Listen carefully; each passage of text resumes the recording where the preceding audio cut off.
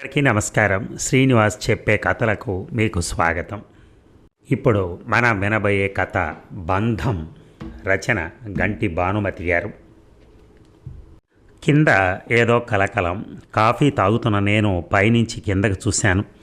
Hospital సిబ్బంది అంతా గుంపుగా ఉండడంతో ఏదో జరిగి ఉంటుందని అనిపించింది. నైటీ మార్చి చీర కట్టుకుని కిందకొచ్చాను.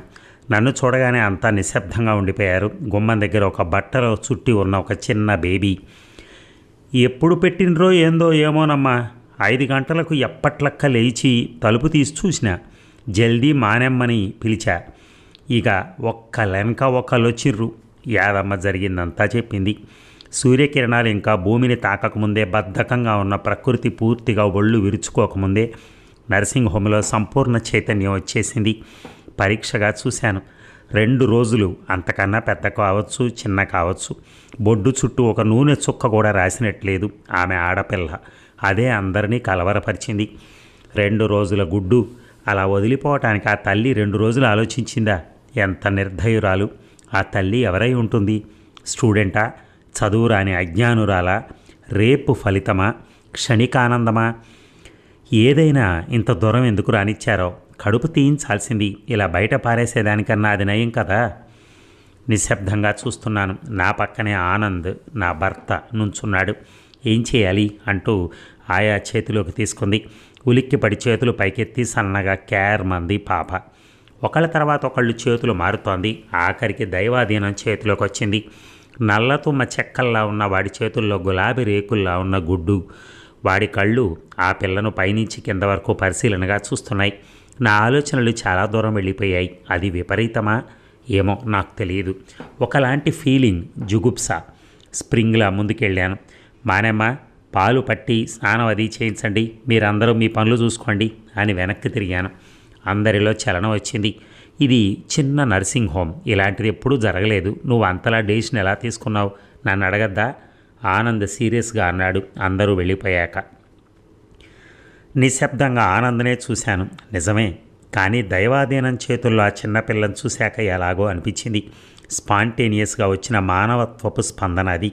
అందుకే సడన్గా అనేశాను, ఏమో మనం ఇక్కడేం పర్మనెంట్ కాదు. నాకు సౌదీలో ఆఫర్ వచ్చినట్టుంది.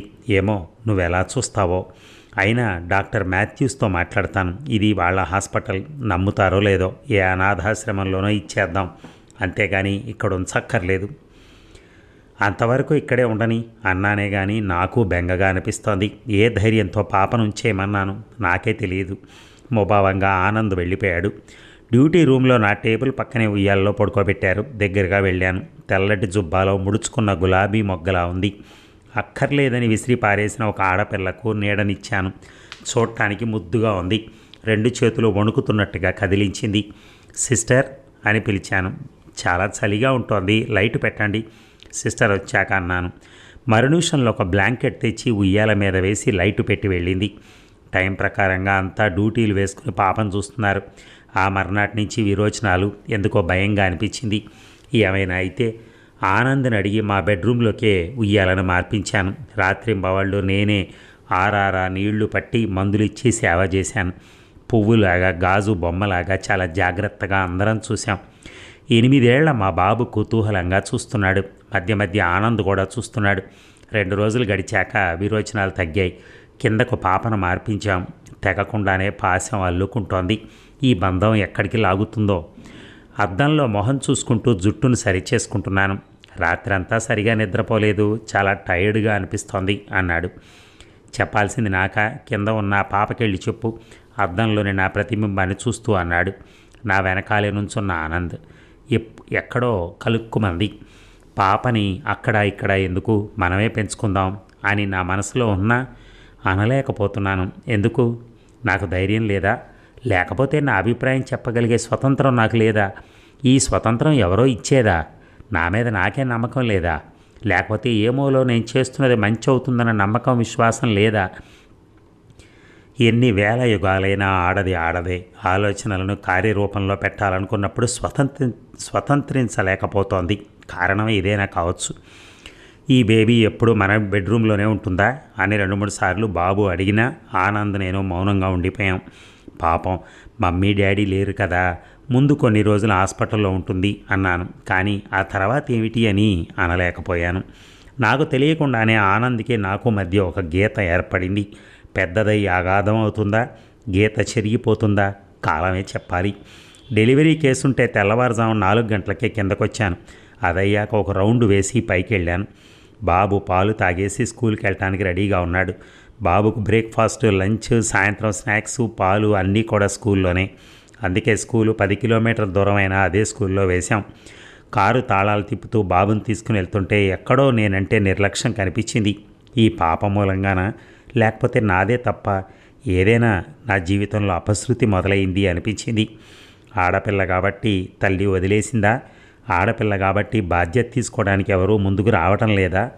అదే మగపిల్లవాడైతే ఈ ఆయాలే ఎవరో ఒకరు ఇంటికి తీసుకుపోయేవారా? అసలు ఆ తల్లే ఇలా గుమ్మం ముందు వదిలేసేది కదా. కనిపారేసిన తల్లి మీద 2 క్షణాలు సుఖాన్ని స్వంతం చేసుకుని జీవితకాల దుఃఖాన్ని ఈ చిన్ని ప్రాణానికి దారపోసిన ఆ తండ్రి మీద కోపం, అసహ్యం అన్నీ మిళితమై ఒక్కసారిగా కలిగాయి. ఈ నెలాఖరికి నేను జెడ్డా వెళ్ళాలి. డాక్టర్ మాథ్యూస్కి పాప సంగతి చెప్పాను. ఈ నర్సింగ్ హోమ్లోనే పెరుగుతుంది అన్నారు. బాబును దింపొచ్చాక ఇంకా డైనింగ్ టేబుల్ దగ్గర ఉన్న నా ఎదురుగా కూర్చుంటూ అన్నాడు ఆనంద్. ఎంతకాలం? వింతగా చూశాడు. ఎప్పటికీ ఇక్కడే పెరిగి పెద్దదయ్యి ఇక్కడే పనిచేస్తుంది. లోకల్ ప్రాస్ లాగా. అలా నెగిటివ్గా మాట్లాడుకో. ఫ్యాక్ట్. అనాథ ఆడపిల్లల బతుకులు అలాగే అవుతాయి. ఈ చిన్నపిల్లని వదిలేయటం నాకు నచ్చటం లేదు. ప్లీజ్ మమకారం పెంచుకోకు. నీ ఫీలింగ్స్ నాకు అర్థమయ్యాయి, కానీ మనం పర్మనెంట్ కాదు, శాంతంగా అనునయంగా అన్నాడు. ఎడారిలో దిక్కు తోచక ఉన్న నాకు చల్లగా ఓతం అనిపించింది. కానీ ఆమె జీవితాన్ని ఊహించడానికే భయంగా ఉంది. అర్థం లేని భయం. ఆమెను కన్నవాళ్ళకే లేదా ఊహ. ఏమో ఇప్పుడు పర్వాలేదు, పెద్ద అయ్యాక ఏమైనా అయితే నన్ను నేను ఎప్పటికీ క్షమించుకోలేను. ఒక్కటి అడుగుతాను, కన్న కూతురులా పెంచగలవా? మౌనంగా కళ్ళెత్తి చూశాను. మన బాబుతో సమానంగా చూడగలవా? ఏ వస్తువైనా ఒక్కటే ఉందనుకో, ఇద్దరిలో ఎవరికిస్తావు? సహజంగా నీకు పుట్టిన బాబుకే కదా సహజం. అదే సవితల్లి దృష్టి. నీకెంత విశాలభావాలున్నా కొన్ని విషయాల్లో ఈ భేదభావం కనపరచవచ్చు. పరిస్థితిని చూసి జాలిపడి పెంచినంత మాత్రాన కూతురు హోదా ఇవ్వలేవని నా నమ్మకం. నిజమే అనిపించినా ఒప్పుకోలేకపోతున్నాను. ఇదివరకు అనేవాడిని ఎవరినైనా తెచ్చి పెంచుకుందాము అని. అది చాలా కాలం కిందటి మాట, మనకు బాబు పుట్టనప్పటి మాట. అప్పటి స్థితి వేరు, ఇప్పుడు అది వేరు. ఆలోచించుకో తీవ్రంగా అన్నాడు. ఆ గొంతులోని కాఠిన్యానికి కళ్ళల్లో నీళ్లూరాయి. తడిసిన కళ్ళను చూపించడం ఇష్టం లేక టేబుల్ మీద ఉన్న లిటరేచర్స్ చూడటం మొదలెట్టాను. కేసు వచ్చిందని ఫోన్ వచ్చింది. నేను లేచి కిందకు వెళ్తుంటే ఆనంద్ చూపులు నన్నే వెంటాడుతున్నాయనిపించింది. 10 అవుతుండగా ఆనంద్ వచ్చాడు నా రూమ్లోకి. చిన్నపిల్లలు, అందులో మరీ చంటి పిల్లలు అందరూ ఇష్టపడే విధంగానే ఉంటారు. ఈ పాప ఎక్సెప్షన్ కాదు. ఏదో ఒక రోజున పాప నీ సొంతం కాదు, ఎవరో పిల్ల అన్న భావం వచ్చినప్పుడు నీలో నీ ప్రేమలో మార్పు ఉండొచ్చు. స్వంత కూతురులా కాకపోయినా పెంచి పెద్ద చేద్దాం అంటే నీకు చేతి కిందగా పని పిల్లగా ఉంచుకోవటానికా? అది ఇంకా ఘోరం, నేరం. దేనికైనా లీగల్గా వెళ్ళాలి. ఏదైనా అనాథాశ్రమంలో ఉంచేద్దాం, లేదా ఇక్కడే ఉంచేద్దాం. అయినా ఇక్కడే శామ్యూల్ ఈ ఆయాల దగ్గరే పెరగలేదా? శామ్యూల్ మగపిల్లాడు, గుర్తుపెట్టుకో. నెవ్వర్ ఎండింగ్ అంటూ చివాలను లేచి వెళ్ళిపోయాడు. పరిస్థితిని నేను అర్థం చేసుకోవట్లేదా? ఆనంద్కి అర్థం కావట్లేదా? నాది మొండితనమా, పట్టుదల, చలించని మానవత్వమా?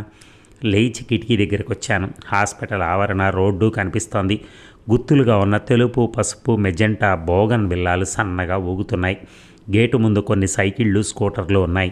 చెట్ల కింద కూర్చుని పేషెంట్లు, వాళ్ళ తాలూకా బంధువులు కబుర్లు చెప్పుకుంటున్నారు. సన్నటి తారు రోడ్డు ఊళ్ళోకి దారి తీస్తోంది. 3 కుక్క పిల్లలు చాలా చిన్నవి పడుతూ లేస్తూ అటూ ఇటూ చూస్తూ రోడ్డు మీద నడుస్తున్నాయి. ఎదురుగా ఇసుక లారీ వస్తోంది. ఆ డ్రైవర్ చూస్తాడా ఈ కుక్క పిల్లల్ని? లారీకి ప్రాణం లేదు, యంత్రం.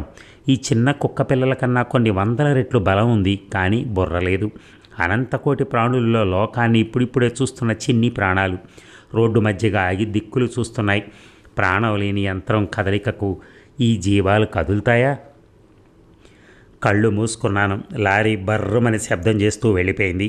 కళ్ళు తెరిచాను. బిక్క మొహాలేసుకుని రోడ్డు వారగా హాస్పిటల్ గేటుకి దగ్గరగా నుంచుని ఇటే చూస్తున్నాయి. ఈ స్పందనే చేతనాల మధ్య వ్యత్యాసమా? బతకటంలోని వాటి స్వేచ్ఛ, వాటి తెలివి ఆ స్వేచ్ఛకు దోహదం చేశాయి. మరి నా స్వేచ్ఛ? బతకటం ఒకటేనా స్వేచ్ఛ? నా ఆలోచనను కార్యరూపంలో పెట్టలేనిదా నా స్వేచ్ఛ? ఎందుకని? ఆనంద్ విసురుగా టకటకా శబ్దం చేస్తూ నా దగ్గర నుంచున్నాడు. చూడు లత, ఒక పాపను పెంచుకోవాలని మనిద్దరం నిర్ణయం తీసుకుంటే సరిపోదా? మనకు ఒక బాబున్నాడు. బాబు చిన్నవాడని, వాడి అభిప్రాయం ఏమిటని అనుకోకు. చిన్నైనా పెద్దయినా మనిద్దరి తర్వాత పాపకి ఇంపార్టెన్స్ ఇవ్వాల్సింది బాబు. ఆలోచించుకో. ఎలా వచ్చాడో అలాగే విసురుగా వెళ్ళిపోయాడు. మూవర్స్ అండ్ ప్యాకర్స్ వాళ్ళు వచ్చి సామానంతా సర్ది ట్రక్కులో పెట్టేశారు. అన్ని గదులు, అల్మరాలు, పరుపుల కింద, దిండ్ల కింద మరోసారి చెక్ చేస్తున్నాను. ఒక్కొక్కటే తాళం వేసి మెట్లు దిగుతుంటే గొంతును ఏదో పట్టేస్తోంది. కిందకి గుండెల్లోకి దిగని బాధ. హాస్పిటల్ స్టాఫ్ అంతా ఉన్నారు. కళ్ళనీళ్లు పెట్టుకుంటున్నారు. నన్ను అడగడానికి ధైర్యం లేని ప్రశ్నలు. వాళ్ళ మొహాల్లో, వాళ్ళ చూపులకు అర్థం పాప. వాళ్ళ మొహాల్లోని ప్రశ్న పాప. గిల్టీగా ఫీల్ అవుతూ వాళ్ళ చూపులను తప్పించుకుంటూ తాళాలున్న గుత్తి పట్టావికిచ్చాను. ఏదో భయం, ఏదో అలజడి, ఏదో బాధ. నా డ్యూటీ రూమ్లోకి వెళ్ళాను. విశాలంగా ఉన్న గది నిశ్శబ్దంగా ఉంది. ఆకుపచ్చటి కర్టెన్లను తోసుకుంటూ లోపలికి వస్తున్న ఎండ, వెలుతురు రెండూ కలిపి గదిని ఆకుపచ్చ రంగులోకి దింపాయి. పెద్ద టేబుల్, దాని పక్కనే ఉయ్యాల. అందులో ఈ లోకానికి అక్కర్లేని ఒక నెల రోజుల గుడ్డు ఒక్కతే ఉంది. ముందు ముందు కూడా ఒక్కతే కదా. దగ్గరికి వెళ్ళాను. నిశ్చింతగా నిద్రపోతోంది. ఈ నిశ్చింత ఎంతకాలం? జీవితాంతం ఉండదు కదా. మెల్లగా దగ్గరికి వెళ్ళాను. భుజాన ఉన్న బ్యాగులోంచి బాబు బట్టలు, చిన్నప్పటివి కొన్ని బొమ్మలు ఉయ్యాలలో పక్కగా ఉంచాను. నన్ను క్షమించు, నేను నీలాగే ఆడదాన్ని. స్వేచ్ఛ స్వాతంత్రాలు ఉన్నా లేనట్టే. కళ్ళు మసకలు బారాయి కన్నీళ్లతో. గొంతులో బాధ. ఏదో బంధం అడ్డొస్తోంది. ఉలిక్కిపడి కాళ్ళు చేతులు కదిపింది. బొమ్మలు, బట్టలు అడ్డు రావడంతో బలవంతంగా కళ్ళు తెరిచింది. అందులో నా దగ్గర జవాబు లేని ప్రశ్నలు. ఏదో తప్పు చేస్తున్న భావం నన్ను కదలనివ్వటం లేదు. బోట్ల శబ్దం. ఆనంద్, బాబు. కమాన్ యార్, వీఆర్ గెటింగ్ లేట్ అంటూ నా పక్కగా నుంచున్నాడు. మళ్ళా మా మధ్యన అగాధాల నిశ్శబ్దం. బాబు ఇలారా అంటూ పిలిచాడు. ఈ పాపని మనం తీసుకెళ్దామా? ఆశ్చర్యంగా చూశాను. Why dad? కేర్లెస్గా అన్నాడు. పాపం, పాపకి మమ్మీ డాడీ ఎవరూ లేరు. మనం తీసుకెళ్దామా? మన ఇంట్లోనే ఉంచుకుందామా? It's like my sister. Yeah 2 నిమిషాలు ఆలోచించాడు. ఓకే, నేనే పెడతాను. నాకు నచ్చిన పేరు. కిరణ్ వాళ్ళ సిస్టర్ పేరు మిల్లీ. ఏం బాలేదు. నేను మంచి పేరు పెడతాను. చాలా మంచిది. Very beautiful name. ఒత్తులు పెడుతూ చేతులు తిప్పుతూ అన్నాడు. ఓకే అంటూ బాబుని ఆనందంగా ముద్దు పెట్టుకున్నాను. నా భుజం మీద ఆనంద్ అరచేత్తో గట్టిగా నొక్కాడు. ఆ స్పర్శ నాకు ఒక రక్షణలా అనిపించింది. నా నిర్ణయానికి కవచంలా అనిపించింది. మనిషికి మధ్య ఉండే మానవత్వపు బంధం అది. మా భార్యాభర్తల బంధం కన్నా గట్టిగా అనిపించింది. అదండి కథ. మే 2001 ఆంధ్రభూమి మాసపత్రికలో ప్రచురించిన ఈ కథ. నిజంగా ఎన్ని కోణాలు ఉన్నాయి ఈ కథలో. చాలా సింపుల్గా కనిపిస్తుంది, కానీ ఒక డాక్టర్గా ఉంటూ ఒక తల్లి ప్రేమను ఎంత అద్భుతంగా పోషించింది ఆమె. నిజంగా భానుమతి గారికి హ్యాట్స్ ఆఫ్. ఎందుకంటే అలా అంత ఆర్ద్రంగా కథ రాయటం అనేది అసలు చాలా టిపికల్. యాక్చువల్గా సబ్జెక్టే typical subject, but still she has written very very very beautiful. యాక్చువల్గా అంటే నాకు అది ఇంగ్లీష్ పదాలు ఏం వాడాలో తెలీదు, కానీ చాలా అందంగా రాశారు దాన్ని. చూడగానే ఆ ఫీల్ వస్తుంది ఎవరికైనా. వింటే నాకే లాస్ట్లో కళ్ళమ్మ నీళ్ళు వచ్చేసినాయి. ఎందుకంటే అప్పుడు దాకా వద్దన్న భర్త మళ్ళీ ఆమెను చూస్తూ ఉండలేక, ఆమె బాధపడుతుంటే చూడలేక చివరికి ఆ పాపను తీసుకోవటానికి కొడుకుతో మాట్లాడి సెటిల్ చేసుకున్నాడు. ఎంత అద్భుతంగా ఉందండి లాస్ట్లో అలా చేస్తే. అప్పటి వరకు ఉన్న నా టెన్షన్స్ కూడా నిజంగా తగ్గిపోయినాయి. చాలా ఆనందం అనిపించింది. అది కథే, కానీ నిజ జీవితంలో ఇలాంటివి జరగచ్చు ఎక్కడో ఒక చోట.